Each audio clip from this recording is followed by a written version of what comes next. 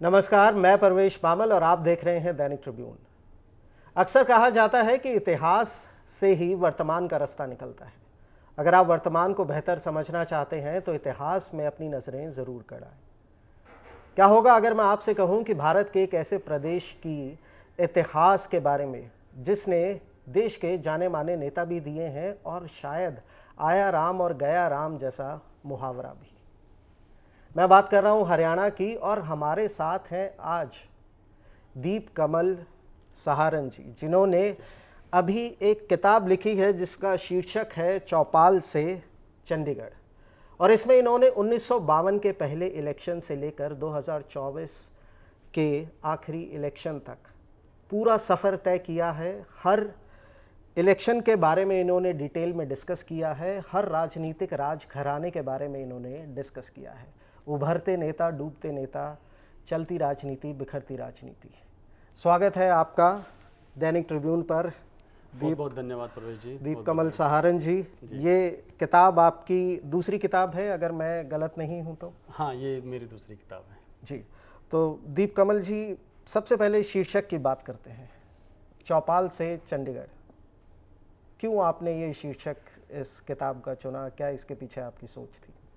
प्रवेश जी, ये किताब जो है, ये जैसा आपने जिक्र किया कि हरियाणा के पहले विधानसभा चुनाव से लेकर और अब तक जो आखिरी विधानसभा चुनाव हुए हैं जी, उनका लेखा जोखा हर एक विधानसभा हल्का जो है हमारा, चाहे आज एग्जिस्ट करता है चाहे वो किसी परिसीमन में ख़त्म हो गया वो जी, और उस दौरान जो जो चुनावी योद्धा मैदान में उतरे, कोई चंडीगढ़ पहुंचा, कोई दूसरे नंबर पर रहा, कोई तीसरे पर रहा, कोई चौथे पर रहा, उन सारे लोग जो महत्वाकांक्षा के साथ किसी गांव की चौपाल से निकले, किसी शहर के नुक्कड़ चौक पर राजनीतिक चर्चाएं सुन के उनके अंदर ये अरमान जागा, या वो कोई व्यवसाय करते थे, उन सारे महत्वाकांक्षी लोगों का इसके अंदर विवरण है जो इतिहास में हरियाणा का हिस्सा रहे हैं, हरियाणा की राजनीति का हिस्सा रहे हैं।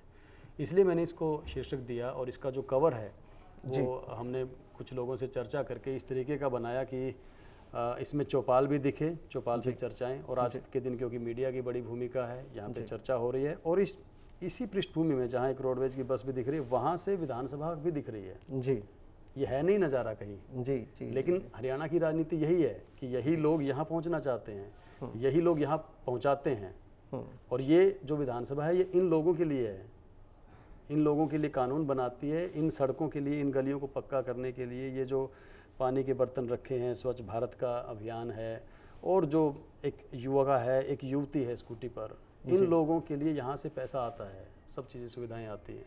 तो मैंने उसको समेटने की कोशिश की है कि ये हमारा लोकतंत्र का स्वरूप है, जो पिरामिड की तरह रिवर्स पिरामिड भी है और नीचे से ताकत देकर किसी को शीर्ष पर भी पहुँचाता है। तो आपने इस किताब में इतने लंबे इतिहास में, क्योंकि अगर मैं बात करूं तो अविभाजित पंजाब से लेकर 1966 में नए प्रदेश का उदय होना, उसका नामकरण किया जाना, और फिर उस नाम के नीचे आने वाले सारी पीढ़ियों के इलेक्शन लड़ना, बिल्कुल कोई ढांचागत बदलाव, कोई सामाजिक बदलाव, इस पूरे 1952 से लेकर 2024 तक के सफ़र में आपने कुछ महसूस किया जो इस किताब में आपने लिखा हो? देखिए, दो तीन तरीके के मुख्य बदलाव हैं जो मैं अभी संक्षेप में बता सकता हूँ। जी, एक तो ये कि देश की आज़ादी के बाद और हरियाणा के गठन तक भी जी, देश में जो मुख्य पार्टी थी वो कांग्रेस ही थी। कांग्रेस थी और उसके खिलाफ बहुत छोटे छोटे दल कहीं कहीं राज्यों में थे।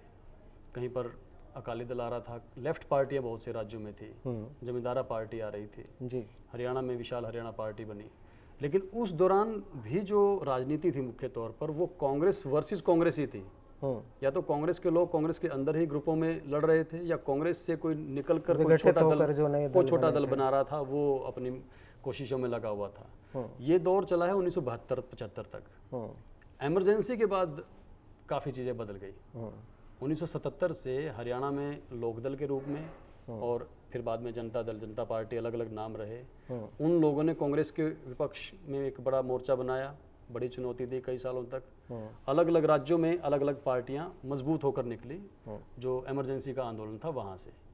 ये दौर चला 90 के दशक के आखिर तक लगभग, या 2010 तक, जिसमें चाहे वो आप मुलायम यादव का परिवार मान लीजिए, चाहे उसके अंदर आप लालू प्रसाद यादव की राजनीति, शिवसेना की राजनीति, अकाली दल की राजनीति, हरियाणा में लोक दल की राजनीति, इस तरीके से लोगों ने कांग्रेस को चुनौती दी। ये दौर चला 31 साल तक 1977 के बाद। जी। हरियाणा के संदर्भ में तीसरा जो पड़ाव जो मैंने महसूस किया वो 2014 से है। जी। जब भारतीय जनता पार्टी का ऐसा उदय देश में भी तभी हुआ, एक बार पहले अटल बिहारी वाजपेयी जी की सरकार बनी थी, लेकिन 2014 के बाद वाला उदय अलग है। आम लोगों के मन में इस पूरी जो ये एक जर्नी थी, या आप कह लीजिए एक सफ़र है जो हरियाणा प्रदेश ने तय किया है इतने सालों में, उसके बारे में क्या उन लोगों के भी इसमें आपने अनुभव, उनके विचार, उनकी धारणाएं, क्या वो इस किताब में है? प्रवेश जी, इस किताब में मुख्य रूप से जो चुनावों के परिणाम हैं उनमें क्या संदेश छिपा हुआ है, साल दर साल, चुनाव दर साल चुनाव, या एक हल्के से दूसरा हल्का, एक ज़िले से दूसरे ज़िले में क्या परिवर्तन कब कब हुए हैं जी। और उसका कोई पैटर्न बनता है क्या, ये उन चीज़ों पर आधारित मुख्य रूप से है। दीपकमल जी, आप जजपा के साथ भी जुड़े रहे, उनके प्रवक्ता भी रहे, उनके मीडिया को भी आपने हैंडल किया। बिल्कुल। तो जब आप ये किताब लिख रहे थे तो दिमाग में एक विरोधाभास तो आया होगा। एक तो प्रवक्ता का कार्य रहता है कि किसी भी पार्टी के ऊपर जो भी बातें आ रही हैं या जो उनके बारे में बयानबाजी है या जो नरेटिव है उसको कंट्रोल करना, उसको सही तरीके से टैकल करना। पर एक लेखक का काम होता है कि बेबाक होकर जो सच्चाई है उसे अपने शब्दों में पिरो देना। मैं अभी जो पिछले आपके सवाल के जवाब में जो बात कह रहा था उसके अंदर इसका जवाब छिपा हुआ है। इस किताब में ना मेरे ना किसी और के विचार हैं ही नहीं जी। इसमें विचार, इस किताब में 99% आंकड़ों का के आधार पर जो पैटर्न दिखता है, जो रिकॉर्ड में दर्ज है चुनाव आयोग के परिणामों में, अलग अलग लोगों की प्रोफाइल में, उसके अंदर है। इसके अंदर मेरे विचार कहीं नहीं है, मुश्किल से कोई 2 लाइनें आपको कहीं पे। तो आप कह रहे हैं कि ये एक रेडी रेकनर है या एक तरीके से ये एक संग्रह है सारे डेटा का जो अभी तक परिणाम आए हैं। बिल्कुल बिल्कुल सारे इलेक्शंस। बिल्कुल। इसमें बल्कि मैंने तो इस बात की भी एहतियात रखी है कि जो कुछ चर्चित घटनाएं हैं हरियाणा की, उनके बारे में लोग क्या कहते हैं, कोई ऐसा वाकया जो आप समझते हैं कि लोगों को ये आम जनता को ये मालूम नहीं है और इस किताब का हिस्सा है? बहुत सारे हैं, इतने हैं कि आप हर एक हल्के में यूँ कहेंगे कि हाँ ऐसा कुछ लगा तो था, लेकिन जो रिकॉर्ड में देख रहे हैं तो ये तो बहुत ज़्यादा है या बहुत प्रभावी है।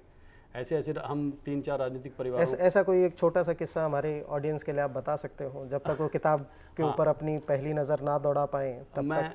मैं उसी से जोड़ता हूँ जो मैं कह रहा था कि हम राजनीतिक परिवार जब हरियाणा के देखते हैं तो 3-4 सोचते हैं कि 4-5 राजनीतिक परिवार हरियाणा में हैं। इस किताब में 50 से ज़्यादा हरियाणा के राजनीतिक परिवारों का पूरा लेखा जोखा है। उन्होंने जो पर्दे के पीछे रहे होंगे, नहीं चुनाव लड़े, जो चुनाव लड़ने वाले जी, जिसके परिवार के 2, 3, 5 सदस्यों ने चुनाव लड़े, 5 से ज़्यादा चुनाव लड़े, 10, 15, 20 चुनाव, ऐसे 50 से ज़्यादा परिवार, ऐसे लोग जिनको आप देखेंगे कि हाँ ये तो ऐसा लगता है कि दूसरी तीसरी बार चुनाव लड़ रहा है। हाँ इसके फादर भी कभी थे। आप पैटर्न देखेंगे तो उसके परिवार में 20 लोग चुनाव लड़ रहे हैं। यानी अक्सर जहाँ हरियाणा की राजनीति को 3 लालों से जोड़ दिया जाता है, वहाँ पर आप कम से कम 50 लाल और बता रहे हैं। 50, हाँ बिल्कुल। और उसमें एक उदाहरण तो मैं ऐसा दे सकता हूँ आपको, जो आप एक वाकया चाहते हैं जी, बिना उस परिवार का जिक्र किए अगर आप अंदाज़ा लगाएं तो वो भी अच्छा है जी, कि हरियाणा का एक राजनीतिक परिवार जी, जिसने सिर्फ 2 पीढ़ियों में, जी, सिर्फ 2 पीढ़ियों में, जी, पिता चाचा और बेटा, इस तरीके से 2 ही पीढ़ियों में 31 चुनाव लड़े हैं पिछले 35 सालों में। और ये 31 चुनाव 6 राज्यों में लड़े हैं और 10 राजनीतिक पार्टियों से लड़े हैं। अब आप बताइए, अगर आप हरियाणा से हैं, क्या आप अंदाज़ा लगा सकते हैं? और अगर अंदाज़ा लगा सकते हैं तो हमें बताइएगा ज़रूर, और उसके लिए हो सकता है कि आपको ये किताब ज़रूर लेनी पड़े।